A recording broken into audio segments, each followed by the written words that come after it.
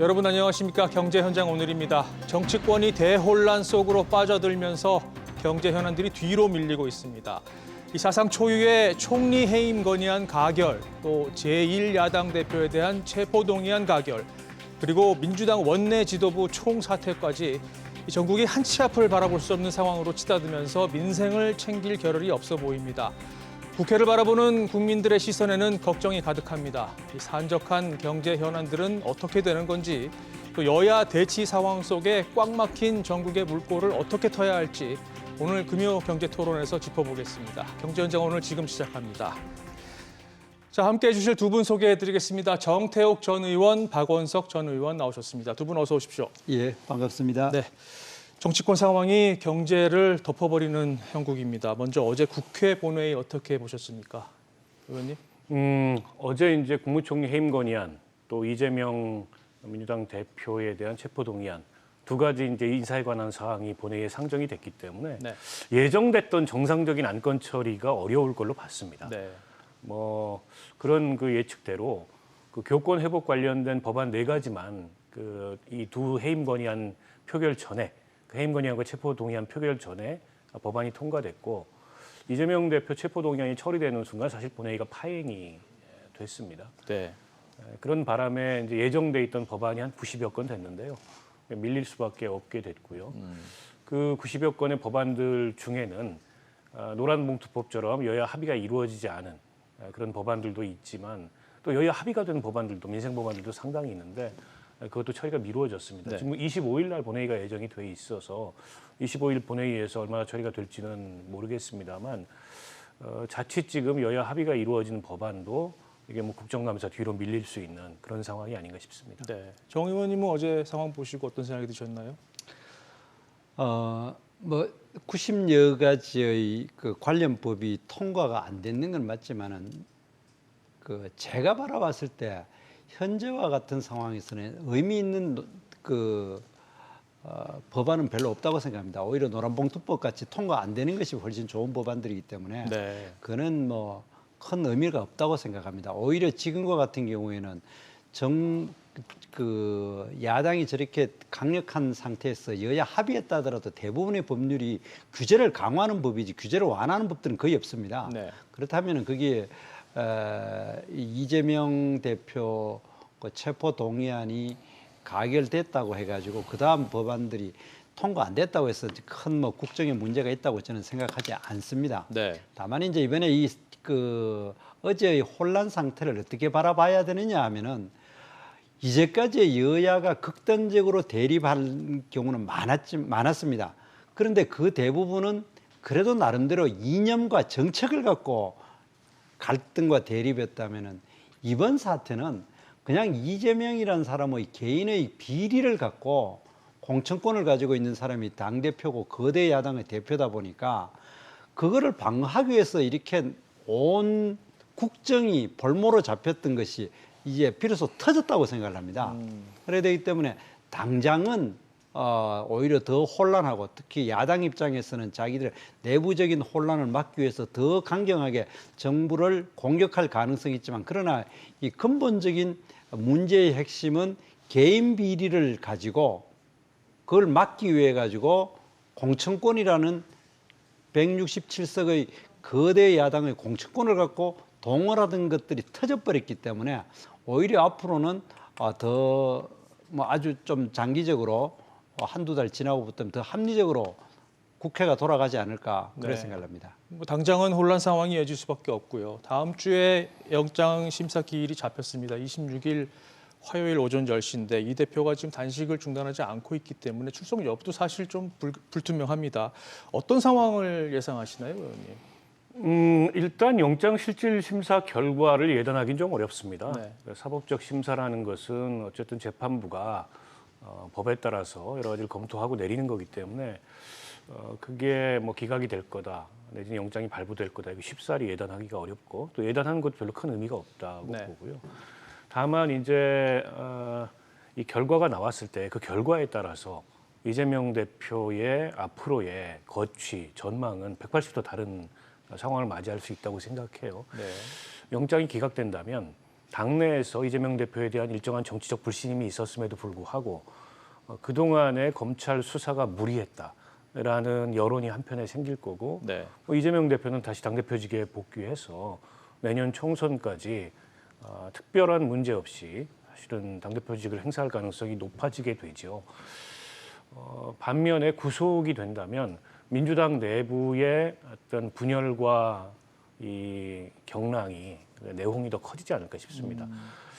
이재명 대표가 일각에서는 구속이 돼도 당대표직을 내려놓지 않을 거다라는 전망이 있어요. 사실은 한국 정치에서 이제 보기 드물었던 장면인데 네. 지금 이재명 대표의 지금까지의 그런 모습이나 또 이른바 이제 강경 지지층의 그런 여론에 편승한 당내 분위기 이런 걸로 봤을 때 계속 당대표직을 내려놓지 않고 갖고 있으면 뭐 직무대행이든 권한대행이든 이 체제가 형성이 될 텐데 그런 상황에서 이번에 이제 가결표를 던졌던 이른바 비명계 의원들 같은 경우에 총선을 치를 수 없다.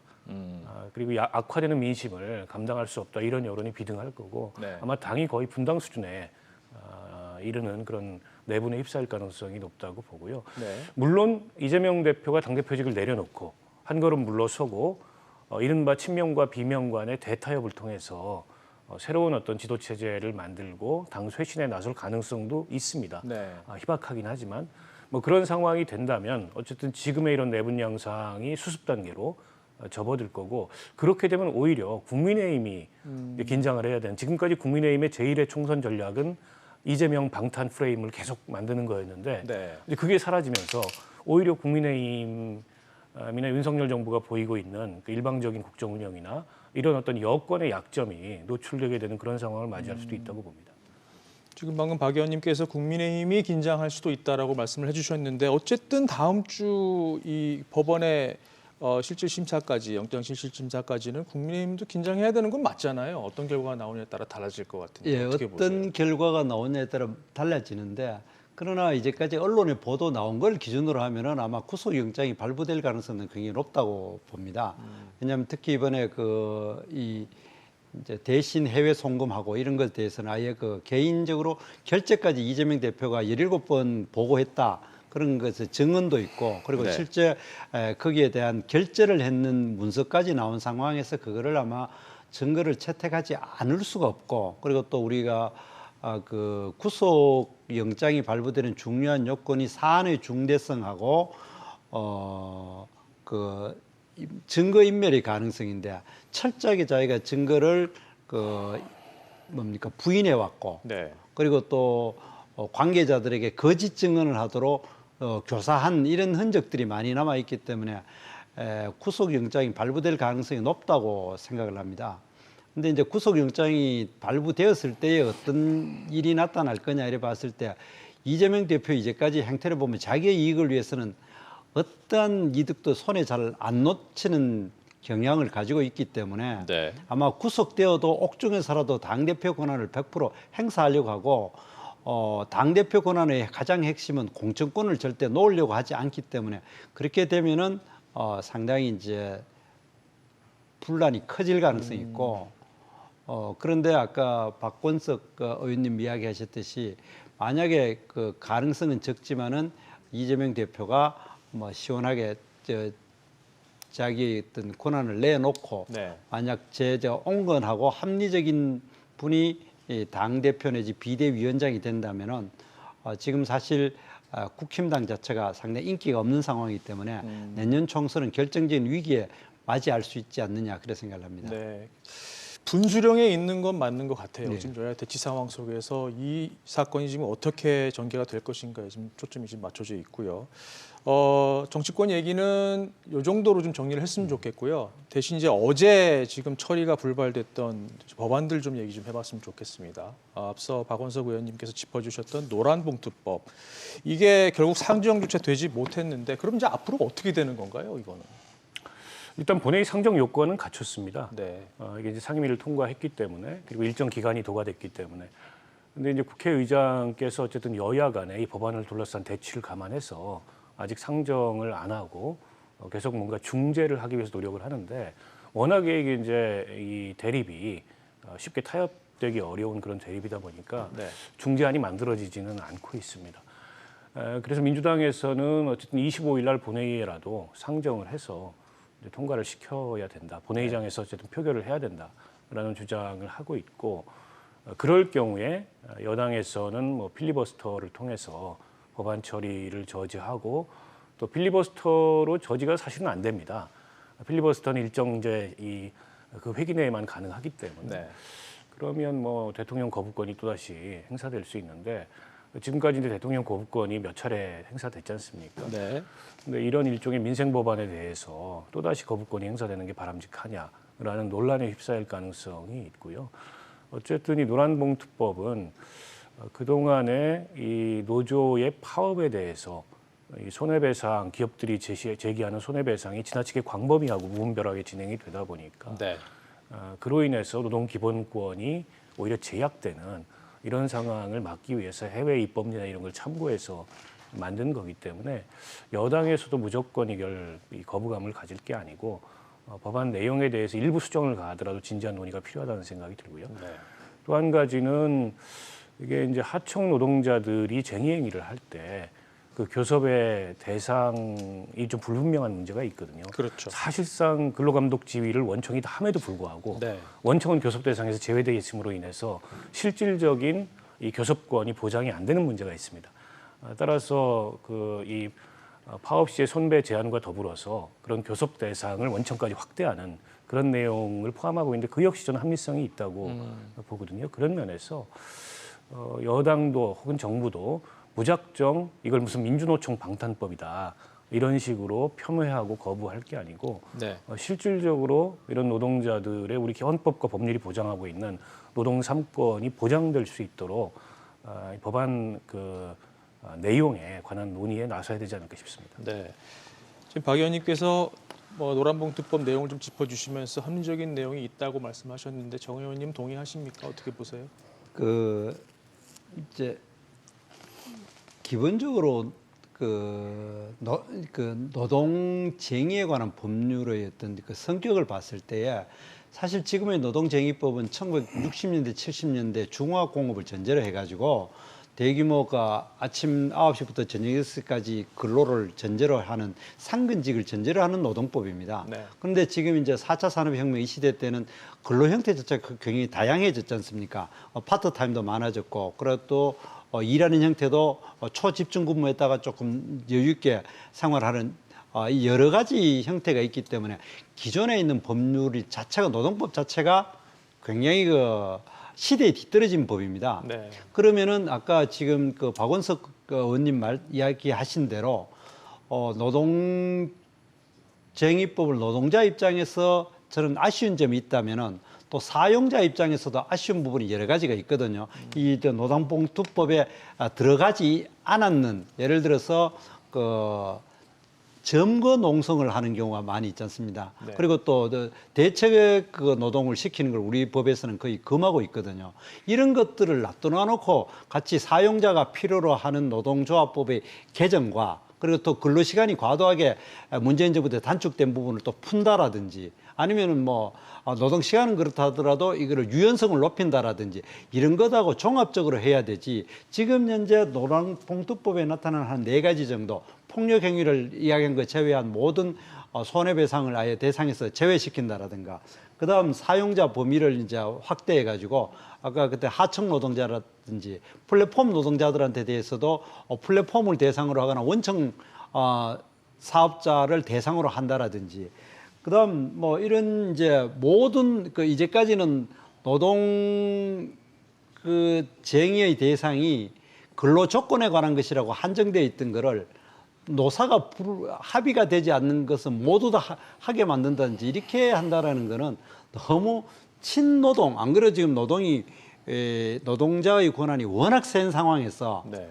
노동자의 권리를 더 강화하는 쪽으로 갔기 때문에 이거는 이런 면이 뭐 일부 타당한 점이 있다고 치면은, 또 사용자들이 필요로 하는 여러 가지 이럴 때 같이 나누고 합의는 필요할지는 몰라도 지금 노란봉투법에 대한 한 4가지의 핵심 쟁점만으로 보면은 아무리 양보를 해도 정부 여당이나 기업들 입장에서는 받아들이기가 쉽지가 않을 거다, 그렇게 생각합니다.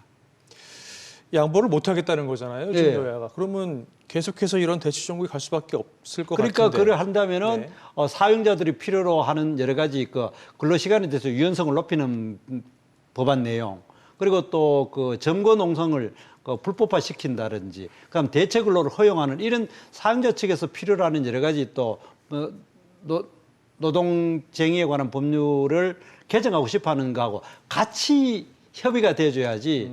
지금 그 이 법 자체가 그 제가 알기로는 민주당보다도 정의당 쪽에서 먼저 제의한 법이 지금 주로 핵심이 되는 거거든요. 네. 그러는 굉장히 이제 친노동적인 법안이에요. 이거에 대해서 이제 다소의 그 타협으로 한다 하더라도 어쨌든 아무리 타협을 해도 이거는 너무 친노동이기 때문에 사용자들이 필요로 하는 여러 가지 법안들은 전혀 거론되지 않기 때문에 두 개가 같이 협의가 돼줘야 된다. 그래 생각을 합니다. 아니, 박 의원님 이제 생각은 어떠세요? 그 어떤 손해배상 법리에 일반적인 그 법리로 보더라도 현재의 그 사용자들이 노동조합의 쟁의행위에 대해서 그 무차별적이고 이런 그 광범위한 손해배상을 청구하는 것 자체는 타당하지가 않다고 봐요. 그리고 외국의 입법례를 보더라도 개별적 행위의 불법성에 대해서 책임을 묻는 거지, 네. 그거를 뭐 노동조합을 상대로 책임을 묻는다든지 광범위한 연대 책임을 묻는다든지 라는 건 저는 바람직하지 않다고 생각하고, 이게 이제 그 우리 확정된 대법원 판결이나 이런 걸 통해서도 그럴 경우에 손해배상 책임이 없다는 판례가 여러 가지가 나와 있습니다. 네. 그걸 이제 입법화하자는 거기 때문에 이게 무슨 노조의 입장만을, 내지는 뭐 노조를 보호하는, 내지는 노조의 불법 행위나 폭력 행위를 뭐 보호하는 그런 법이라고 보는 거는 저는 조금 왜곡된 시각이라고 보고요. 앞서 이제 현재 노동법이 변화된 노동시장의 환경을 고려하지 못한 과거의 기준의 그런 노동법이라는 말씀을 해주셨는데, 그런 관점에 저도 동의를 해요. 이를테면 비정규직들이 워낙 많고, 또 이분이 이제 과연 그 노동자인지 아니면은 사업자인지가 불분명한 그런 노동시장의 근로자들이 너무 많거든요. 이를테면 5인 미만 사업장의 근로기준법이 여전히 적용이 안 되고 있습니다. 네. 그러니까 일하는 모든 시민을 위한 노동법이 되지 못하고 있어요. 그런 면에서 오히려 새로운 어떤 이 노동법 체계에 대해서 조금 더 광범위한 노동시장의 변화를 반영한 그런 새로운 그 노동법이 필요하다고 저는 생각을 하고, 네. 그래서 지난 대선 때 뭐 정의당의 심상정 후보 같은 경우에는 그 신노동법을 통해서 일하는 모든 시민을 보호할 수 있는 그런 노동법제를 새롭게 마련하자, 이런 제안을 하기도 했는데요. 그건 이제 노란봉투법하고는 조금 다른 차원에서 과거에 만들어졌던, 과거의 노동시장을 모델로 만들어졌던, 네. 혹은 노사관계를 모델로 만들어졌던 노동법제가 지금 변화된 노동시장 노사관계에서 여전히 유효한가에 대해서는 좀 포괄적인 정책 검토가 필요하다고 생각합니다. 네. 지금 노란봉투법 외에도 국회에서 논의해야 될 이슈들이 굉장히 많잖아요. 뭐 예를 들면 뭐 세수 펑크라던가 예. 뭐 이런 부분들에 대해서 가장 시급하게 지금 논의해야 될 과제 뭐라고 생각하십니까, 의원님? 이제 그 추경을 이야기를 하는데, 네. 추경 뭐 돈이 있어야 추경을 하죠. 또 민주당의 주장 자체도 세수가 펑크가 많이 났으니 추경을 하자. 그런데 추경을 하는데 오히려 그 세수 지출을 늘리자는 주장이거든요. 네. 그러니까 물론 이제 일부에서는 세금 감면이 잘못됐다고 주장을 하지만, 기본적으로 추경이라 하는 것은 경제가 어려우니까 돈을 더 풀자. 근데 실제로 우리가 들어오는 세수가 줄어드는 상태거든요. 그거보다는 오히려 지금 당장은 아닙니다만은 바로 다음 달에 있게 되는 내년도 예산안에 대해서 여야가 좀 생산적인 그 대화가 필요하지 않겠는가, 그래 생각을 합니다. 예를 들어 지금 정부가 제의한 거는 최근 몇 년간에 가장 그 증가율이 적다고 하지만 2.8% 증가한 그 예산안을 지금 제출했지 않습니까? 네. 그래 했지만은, 그러나 그 세수는 굉장히 지금 펑크가 많이 났고, 그리고 또 그 내용 중에서도 SOC 예산은 3.6%가 또 오히려 늘어났거든요. 그리고 그 국가의 미래 성장을 담보하는 R&D 예산은 또 많이 줄였어요. 네. 이런 부분에 대해서 어느 특정 그 정파의 이익이 아니라 좀 진지하게 협의하는 것이 필요하지. 이 선거 앞두나 놓고 뭐 돈을 더 풀자, 추경을 해라, 뭐 이렇게 이야기하는 것보다는 좀 더 진지하게 내년도 예산에 대해서 여야가 좀 그 논의를 진행하는 것이 중요하지 않겠는가 그렇게 생각합니다. 지금 현 상황에서는 근데 민주당이 뭔가를 논의하고 협의할 상황은 아닌 것 같은데요. 이거는 그렇겠죠. 언제 시작될 것으로 봐야 될지 좀 궁금하긴 근데 한데. 이제 전국을 보면은 보통 민주당 자체가 저렇게 내분에 휩싸이면은 오히려 더 강경투쟁을 통해 가지고 그거를 그러니까요. 좀 막으려고 하기 때문에 당장은 더 혼란스러울 가능성이 있고 특히 이제까지 민주당이 하는 짓이 보면 정부가 하는 걸 전부 다 발목 잡는 데 주로 했기 때문에 오히려 그 자기가 내분에 휩싸여 있는 것이 오히려 그 국가 경제에는 도움이 될지도 모르죠. 어설프게 그 노란봉투법 같은 경우 막 밀어붙이고 또 도저히 그 합리적이지 않는 예산안으로 변경하려고 하는 것보다는 네. 좀 민주당이 책임 있는 당사자가 네. 나타나 가지고 그 여야 합의를 시작하는 것이 오히려 국가 경제를 위해서 더 바람직할 수 있다 이렇게 생각합니다. 민주당 상황 그리고 내년 총선 이 기간을 고려를 해보면 사실 지금 밀린 경제 현안들이 최소한 총선까지는 대화로 풀지 못할 그런 상황인 것 같은데 박 의원님 생각은 어떠십니까? 현 정부도 대화로 풀 생각이 없죠. 그러니까 민주당을 향해서 공산 전체주의에 맹종하는 세력이라고 야당에 대해서 그런 어떤 이념의 딱지를 붙이면서 공격에 나서는 거 아니겠습니까? 네.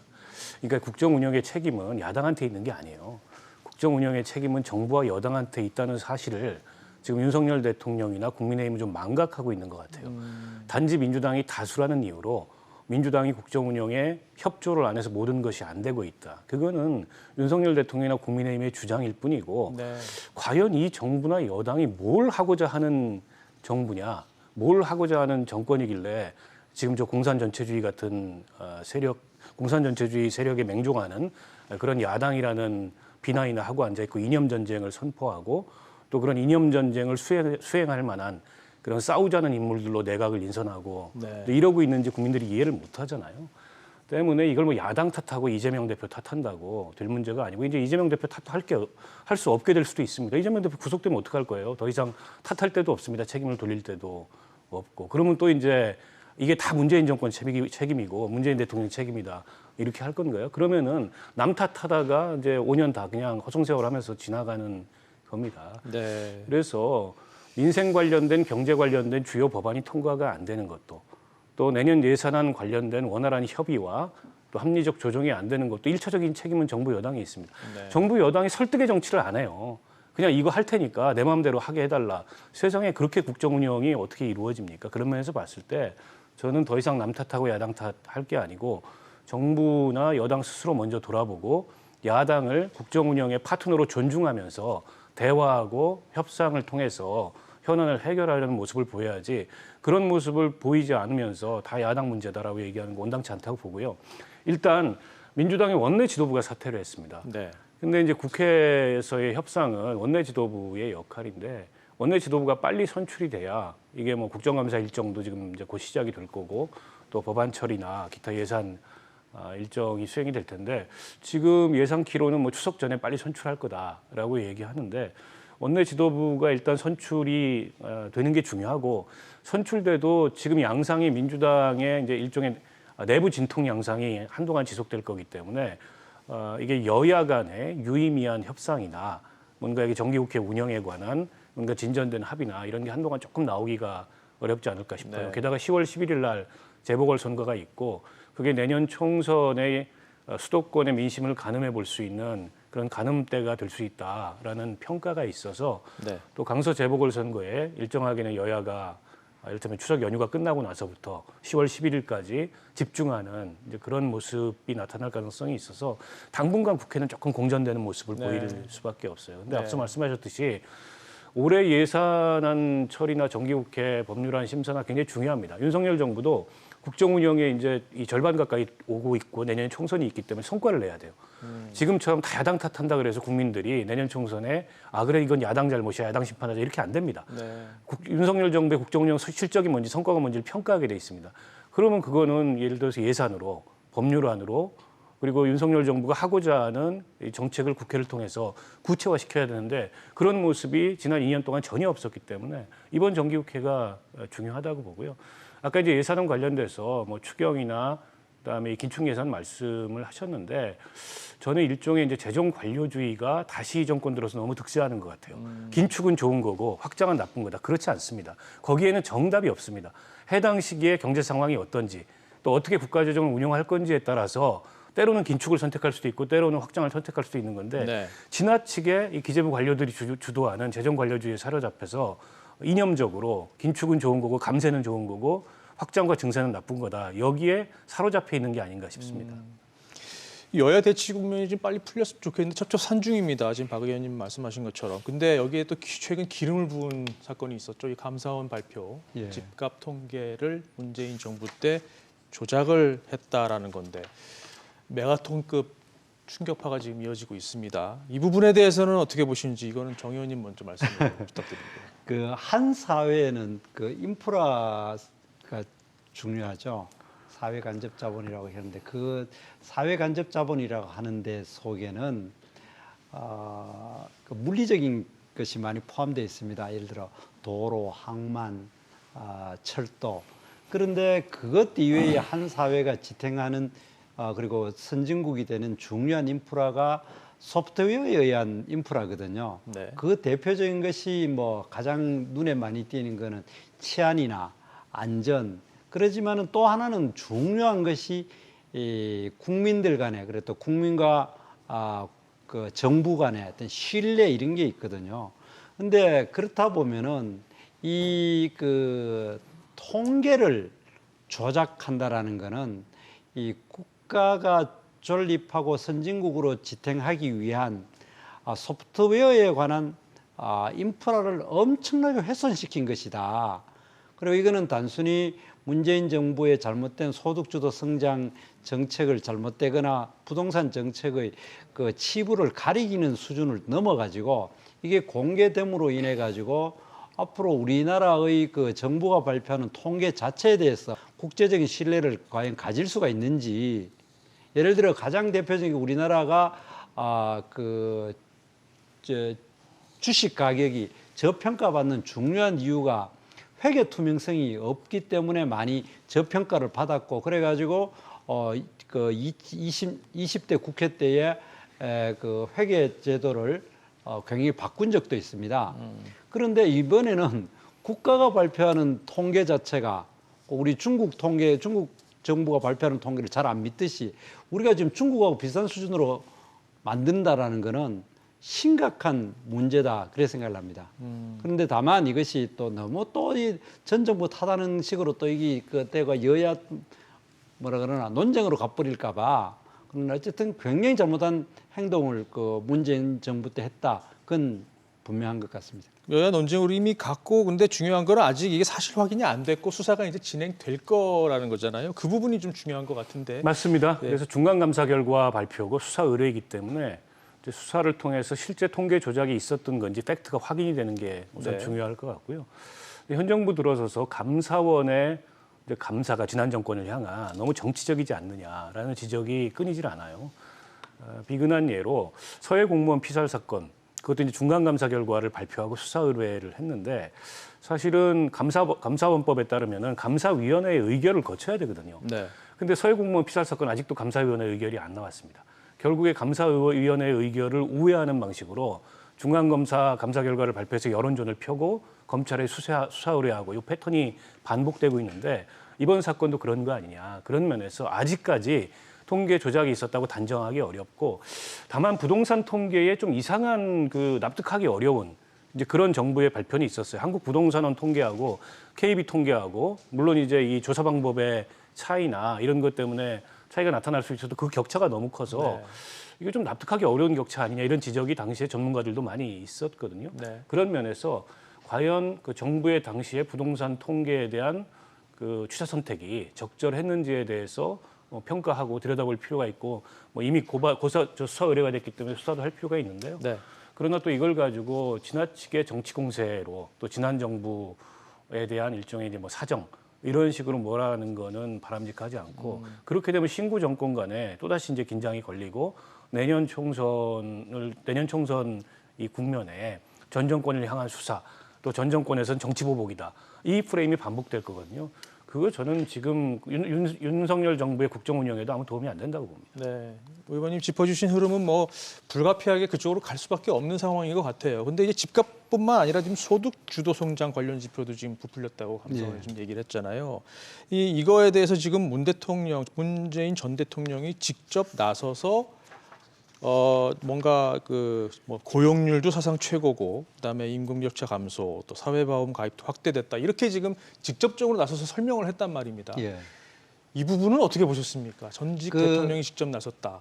그 부분에 대해서 뭐 이제 반론이 굉장히 많습니다. 노무현 대통령이 9.19 뭐 5주년 기념식에 나와가 직접적으로 명시적으로 저를 이야기하는 것이 좋으냐? 저는 이런 생각을 합니다. 좀 오늘의 주제와는 좀 떨어질지 몰라도 이재명 대표가 아마 구속이 될 가능성이 있으면은 또 그 다음에 어떤 사법 처리에 중요한 당사자가 될 수 있는 분이 아마 문재인 대통령이 될 수도 있다고 생각을 합니다. 최고위선까지 올라갈 거다 보시는 거예요. 그런데 저는 우리 사회가 이렇게 극단적인 대립을 한 여러 가지 원인 중에 하나가 저는 노무현 대통령께서 불의에 돌아가신 것 때문이라고 생각을 합니다.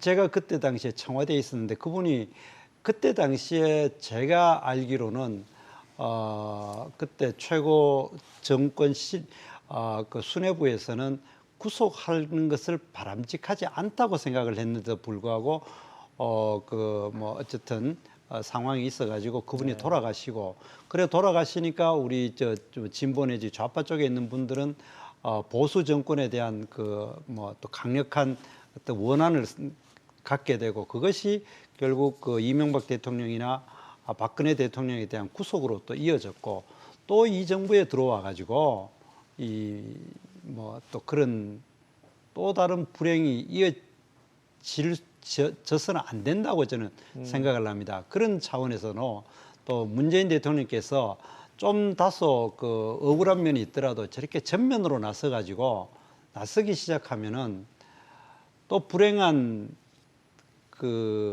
역사가 반복될 수 있지 않겠는가. 저는 뭐 굳이 법을 떠나가지고 이래 우리나라 국가 최고 지도자를 했던 분들에 대한 공격과 그리고 또 자기 스스로 또 거기에 대한 막 이래 공방이 이어지는 거는 국가적으로 매우 나는 불행한 일이 될 거다. 지금 우리 보수 쪽에 있는 분들이 문재인 대통령에 대해서 많은 공격이 심지어에는 이명박 대통령이나 박근혜 대통령을 구속한 것에 대한 무슨 말씀이신지 생각이 알겠습니다. 네. 자, 오늘도 두 분 모시고 말씀 나누는데 시간이 모자릅니다. 오늘 여기까지 해야 될 것 같습니다. 자, 지금까지 정태욱 전 의원, 박원석 전 의원과 얘기 나눠봤습니다. 두 분 말씀 고맙습니다. 네, 고맙습니다.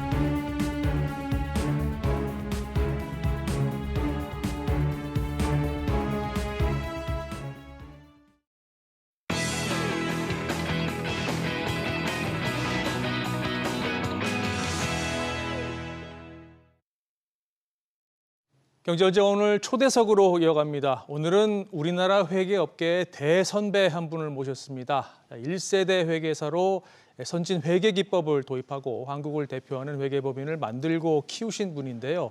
독보적인 철학으로 지금도 왕성한 활동을 하고 계신 분입니다.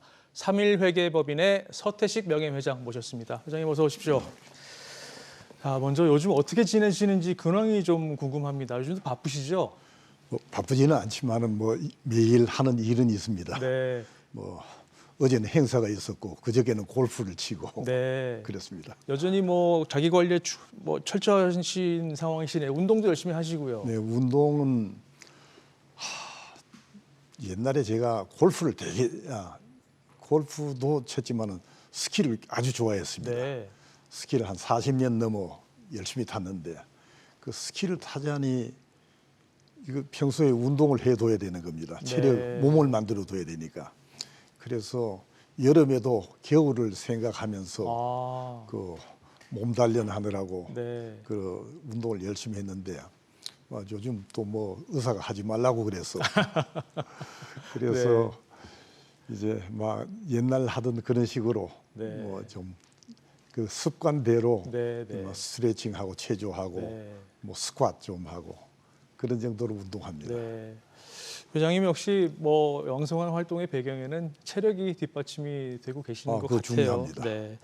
자, 회장님께서 3.1회계 법인을 설립하신 게 1971년입니다. 당시 35살이셨고 이후 이제 우리나라 대표 회계 법인으로 키워내셨는데 그 비결이 좀 궁금해요. 그동안 갖고 계신 뭐 회계사로서의 철학 같은 게 좀 있으신가요? 어떻습니까? 철학이라고 뭐 이 얘기하니 조금 이제 거창해지는데 다른 회계사들하고 조금 생각을 달리했습니다. 네. 제가 대학교 다닐 때 그 철학 시간에 그 당시에는 그 철학도 그 우리 배울 때는 그랬습니다. 네. 소크라테스 이전의 고대 그리스 철학 음. 그걸 배웠는데 그 당시의 철학자들은 모두 세상은 뭘로 이루어졌느냐 하는 걸 가지고 얘기했습니다. 네. 물, 불, 공기, 흙 뭐 이런 걸 얘기했는데 그 피타고라스만은 그런 물질로 이 얘기를 하질 않고 이 세상 그 변화하는 세상의 그 이면에는 어떤 그 질서가 있다. 그 질서는 수에 의한 질서다. 그 수에 의한 질서가 이 만물의 그 본질이고 영원히 변치 않는 진리다. 네. 라고 그런 이제 얘기를 했는데 제가 그 이 얘기가 아주 그 마음에 이제 꽂혔습니다. 그래서 그 지금 오늘의 그 시각으로 봐도 오늘의 지식으로 봐도 그 물리학 같은 거 세상 만물의 이치를 설명하는 그 물리학에 이게 수학 덩어리입니다. 그렇죠. 컴퓨터도 마찬가지입니다. 그 예술에 있어서도 빛의 파장이나 소리의 진동수 이런 것이 전부 다 수에 의한 질서입니다. 네. 그래 수에 의한 질서 이거 참 좋은 걸 배웠구나. 그리고 그런 생각을 바탕으로 제가 회계사가 돼서 회계를 보니까 그 회계를 다른 사람들처럼 그냥 회계적인 틀로 보는 것이 아니라 하나의 계량적인 틀로 이렇게 보게 됐습니다. 그래서 제 후배들한테도 지금도 이 얘기를 하고 있습니다. 네. 너 회계사가 돼서 너 회계사를 그 회계적인 그런 사고로 그 국한시키지 말아라. 계량적 폭을 넓혀서 계량적 그 사고를 해라. 예, 이렇게 얘기를 했습니다. 근데 그것이 현실적으로 보면은 다른 사람들은 회계감사, 세무 이런 데 국한되는데 네. 그런 계량적인 사고로 폭을 넓히니 요즘 소위 얘기하는 M&A, 그 딜 서비스, 네. 컨설팅 서비스 그런 쪽으로 더 확장되고 또 그렇게 해서 회계사들 또 지식의 깊이와 넓이가 더 이제 커지고 확장되었습니다. 그렇군요. 일찍이 뭐 수로 세계를 보는 눈을 그렇습니다. 가졌었군요. 자, 그동안 3.1 회계법인을 거친 이제 리더들이 참 많습니다. 뭐 KB금융 윤종구 회장도 그 중에 한 명이고요. 후배들 모습 보시면 어떠신가요, 요즘? 3일에는 아주 그 인재들이 참 많이 많았습니다. 그 중에 이제 윤종규 회장도 하나의 대표적인 그런 회장인데요. 네. 그분이 3일을 나가서 KB를 맡으면서 일을 하고 그 발전시켜 나가는 그 과정을 보니까 바로 저 사람이 3일에서 배웠던 익혔던 그것을 KB에 그대로 적용하고 있구나 하는 그것을 느꼈습니다. 뭔가 하니까 계량적인 사고를 하고 있고 네. 그 사람 아주 계량 세계에서 전문가입니다. 그리고 우리 3일에는 뭐든지 최고로 잘하자 하는 그런 정상 추구 정신이 있는데 그 사람이 바로 그 정상 추구 정신 그것이 몸에 배었구나. 그래 3일에서 그 익혔던 것이 그대로 KB에 적용되고 있구나 네. 하는 그런 것을 느꼈습니다. 예, 뿌듯하시겠습니다. 네, 그렇습니다. 예. 인재 양성 중요성 여기에 대해서 일찍이 굉장히 좀 알고 계셨던 것 같아요. 일례로 직원들을 이제 미국으로 이제 파견을 보내실 때 미국 회계사 자격증 못 따면 들어올 생각하지 말아라 이렇게 말씀하셨다면서요. 1960년대 말 70년대 초 그때는 모든 언론이 앞으로는 세계화 시대가 된다. 네. 그 당시 표현으로는 국제화 시대입니다. 그래서 세계화 시대가 된다. 거기에 대해서 대비하라. 이렇게 얘기하면서 세계화 시대가 어떤 것이냐 하는 것을 구체적으로 얘기하는 데가 아무데도 없었습니다. 네. 근데 저는 이 세계화 시대가 오면은 우리 회계법인은 어떤 모습이 되는 것이냐. 저도 아무 생각해봐도 그림이 나오지 않았습니다. 그러나 어떤 세상이 되더라도 실력만 있으면은 살아남는다. 실력을 키우자. 이 실력이 뭐냐? 그 당시로서는 지금도 그렇지만은 미국이 제일 강했습니다. 네. 그 미국이 강하니까 영어를 잘하자. 그리고 미국 회계를 잘하자. 그럼 그걸 잘하기 위해서는 미국에 연수를 보내는 거다. 미국에 그냥 연수 가서 해오라 이러면 잘 안 되는데 무슨 목표를 주면은 열심히 하게 되는 겁니다. 네. 그래서 우수한 직원 매년 5명 내지 10명을 선정해서 2년간 미국에 연수를 보내면서 돌아올 때는 미국 회계사 자격증을 가져오느라 네. 안 가져오면은 입국 금지를 시키겠다 이렇게 엄포도 놓고 했는데 100% 다 그 미국 자격증을 가지고 왔습니다. 아, 그래요. 근데 이 미국 자격증이 우리나라에 이거 쓰임새가 있는 거는 아닌데 네. 그 저 IMF 때 세계은행 사람들이 와서 이거 한국 회계사 이거 못 믿겠다. 미국 사람을 데리고 가서 일을 하겠다라고 그렇게 얘기한다는 소문을 들었어요. 네. 그 제가 좀 불끈 이리에 솟아오르는 그런 것도 있고 해서 네. 야 신문에 광고를 내자. 우리 3일에 미국 회계사가 몇 명이 있느냐 해야 되니까 마침 119명이에요. 네. 숫자가 아주 마음에 들었습니다. 119예요. 급한 불 끌 수 있는 상황이네요. 그래 119명의 미국 회계사가 우리나라 경제 위기를 구하겠습니다. 이런 취지로 그 4대 일간지에 커다랗게 광고를 하면서 네. 119명의 이름을 가나다 순으로 그 다 이제 그 나열해서 광고에 다 실었습니다. 그러니 생각지도 못했던데 재무부와 한국은행이 그렇게 이제 반가워하면서 네. 이거 도와달라는 겁니다. 그래 처음에 한 5명을 보내줬더니 세계은행 사람들하고 재무부 사람들하고 재무부 사람이 영어는 잘하는데 통하지 않는 것이 회계 터미널지를 몰라서 안 네. 통하는 겁니다. 네.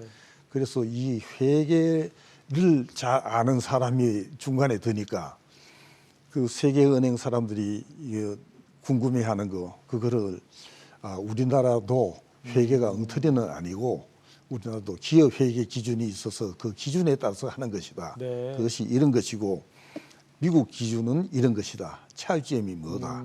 그리고 미국 기준과 한국 기준의 그 차이를 그 조정하는 거 우리는 그 레콘사일 한다 그럽니다. 네, 네. 그 레콘사일 하고 그렇게 설명을 하고 나니 그 세계은행 사람들도 아주 후련하게 그 이해가 다 되었습니다. 그렇게 해서 이제 우리가 도와주고 그 사람들도 고마워하고 재무부와 한국은행에서 우리 사람들을 그렇게 해가지고 몇 달을 그 써먹었습니다. 회계 통역을 한 거네요. 그러니까. 회계 통역 맞습니다. 바로 그렇군요. 회계 통역입니다. 네. 영어 통역이 아니고. 네. 알겠습니다. 자, 어제죠. 3일 투명 경영 대상 시상식이 열렸는데 이게 어떤 상이고 또 올해는 어떤 기업들이 수상을 했는지 좀 궁금해요. 우리 3.1 회계법인에서 3.1 미래재단이라는 것을 만들었습니다. 네. 이 미래재단 만드는 것도 아주 특이하게 임직원들이 매달 돈 얼마씩 내서 만드는 재단입니다. 아, 그래요. 다른 재단은 모두 돈 있는 사람이 한 뭉태기를 낸다든지 네. 기업에 내서 큰 돈을 내서 만드는데 우리는 그게 아니고 모든 임직원이 매달 월급에서 얼마씩 내는 그걸로 재단을 만든 겁니다. 네, 네. 그리고 이 재단을 우리는 대단히 투명하게 그렇게 운영을 하고 있습니다. 근데 우리만 잘하는 것이 아니라 다른 그 재단들도 다 투명하게 하도록 그렇게 우리를 그 모든 그 비영리 법인들 투명하게 운영하도록 네, 우리가 네. 돕자. 그 중에 하나가 잘하고 있는 데를 우리가 표창을 하자. 아. 그렇게 해서 모두 따르도록 하자. 그래서 잘 못하고 있는 것을 뭐 혼내주는 것이 아니고 네. 잘하고 있는 것을 이제 표창을 내서 다른 그 재단들도 네. 따르도록 하는 겁니다. 네. 어디냐? 이번에는 함께 만드는 세상이라는 데서 대상을 받았고 그 부문상으로 함께 걷는 아이들 그리고 서울문화재단 이 세 군데가 이제 네. 표창을 받았습니다. 예. 그렇군요. 우리나라 지금 1세대 회계사신데 지금 과거와 현재 우리나라 기업과 사회 전반의 투명성 이게 좀 제일 중요하잖아요. 이게 얼마나 개선됐다고 보시나요, 회장님? 저는 투명성은 상당히 그 높은 선진국 수준에 가 있는데 다른 나라로부터 인정을 못 받고 있는 것이 아닌가 저는 그렇게 생각을 하고 있습니다. 네. 제가 2004년에 회계사 회장이 되면서 했던 것 중에 하나가 우리나라의 회계와 관련되는 모든 기준을 국제 기준하고 같이 한다. 그 국제 윤리 기준, 네. 국제 교육 기준, 국제 뭐 무슨 감사 기준, 국제 기준들이 많이 네. 있는데 이거를 전부 그대로 번역해서 네. 그 조금 더 보완을 해가지고 한국 기준을 만들었습니다. 그리고 이 기준을 그 회계사들은 열심히 따르고 네. 또 기업도 따르도록 그렇게 했습니다. 그리고 네. 그 감독 관청에서도 아주 엄격하게 그래 감독을 하고 있습니다. 그래 기업도 열심히 하려고 노력하고 회계사도 열심히 하고 그 감독도 엄히하고 그래서 상당히 국제 수준에 와 있다고 생각하는데 네. 막 가끔 이제 일탈하는 경우가 있어서 이미지가 나빠지고는 있지만은 그 정도의 것은 선진국에도 종종 다 있습니다. 네. 그런데 이거 국가의 이미지가 투명성이 이제 막 좀 낮아지고 네. 막 그런 것이 다 작용을 한 것이지 이게 모두 회계 쪽에서만 이거 다 덮어쓸 그런 일은 아닌 것 같습니다. 그렇군요. 요즘 각 분야에서 지속 가능성이라는 단어가 되게 많이 나오잖아요. 근데 기업 입장에서는 사실 이게 사업의 지속 가능성을 유지하는 것도 중요하지만 기업 자체의 지속 가능성도 좀 굉장히 중요한 것 같습니다. 그런 면에서 기업 자체의 지속 가능성을 어떻게 하면 끌어올릴 수 있을까? 여기에 대해서 회장님 의견이 있으실 것 같은데요. 그거는 기업마다 업종마다 업태마다 상하마다 다 달라서 그렇죠. 그 일률적으로 이 얘기를 하기는 어렵고 네. 그냥 뭐 우리 3.1 회계법인 제가 제일 잘 아는 네. 회계법인을 가지고 예를 들어서 이 얘기를 한다면은 우리 회계법인은 회계사 우수한 회계사가 들어와서 그 사람들이 성장해서 또 파트너가 되고 또 후배들한테 넘겨주고 네. 그것을 쭉 이어가는 겁니다.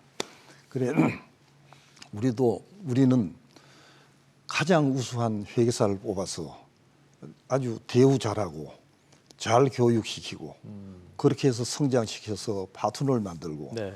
그 사람이 이제 파트너가 되면은 파트너가 되고 얼마 있다가 제가 이제 제 1번인데 네. 4번 1번인데 네. 제가 물러나고 제가 물러나면서 모든 걸 다 넘겨줬습니다.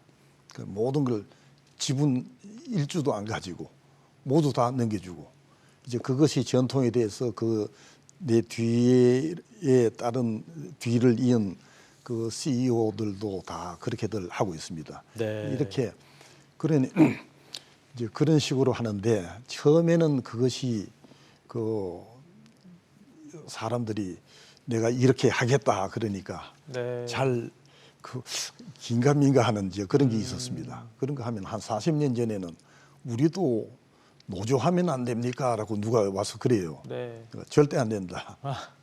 이유 뭡니까? 그래. 노조할 필요가 없도록 내가 경영을 하는데 왜 하려고 그러느냐. 네.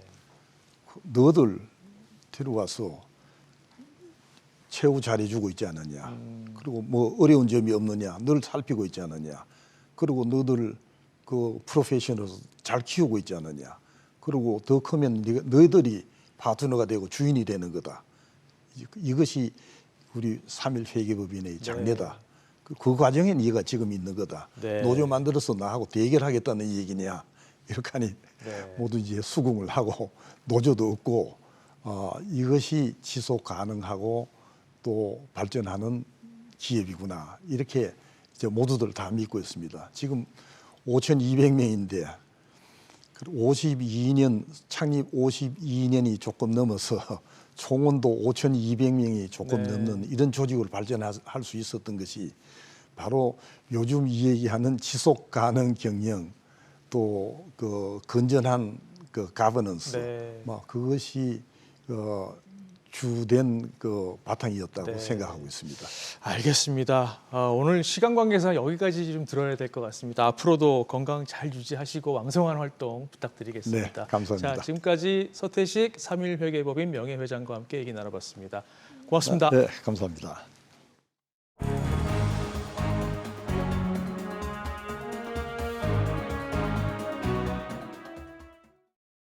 네, 경제현장 오늘 저희가 준비한 내용 여기까지입니다. 시청해주신 여러분 고맙습니다.